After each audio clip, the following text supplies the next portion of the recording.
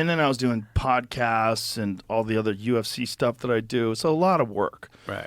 That got to be too much. So then I knocked it down to 3 sets a week, 3 headliner sets a week, and then I would do a bunch of short sets. You know, that Bottom of the Barrel show that I told you that my friend Brian Simpson hosts, that show's the best. Yeah. It's like a premise factory. Yeah. Because you have this whiskey barrel on stage, it's filled with notes from the crowd. Yeah. It's all just different ridiculous ideas for premises, and you reach your hand in, you pull one out, and it's just, you know, frogs are gay. Like whatever it is. And you just start ranting about and you try to come up with bits. And you land every on now and good then shit.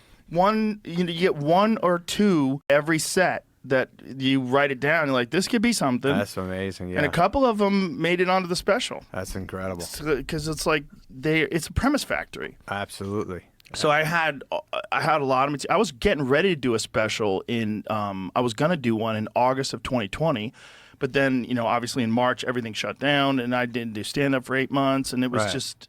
And then I thought about it. And I was like, you know what? I just feel like just working on my material now. I just feel like just working on stand-up and not even thinking about the special. Yeah. That's a great feeling. Well, it's just I was just enjoying working at the club, owning the club, and then there's so many good guys at the club. It was just such a fucking hot spot. Right. And there's so many people. There's Shane Gillis and Mark Norman and Ari Shaffir and fucking Brian Simpson and Tony Hinchcliffe. It's just like every night was just murderer's row. Right, and we were all just cooking together. That's big.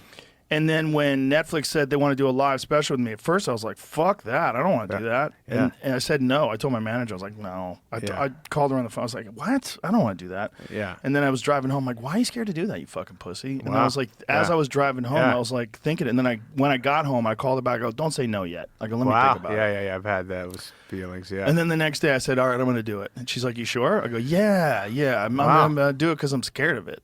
That's ballsy, man. I was fucking terrified of it. Of course, I'm scared thinking about doing it. I would never fucking do it. But you killed it. You killed it. You were loose. You were rolling. You crushed. Well, I did that set in order for 3 weeks straight.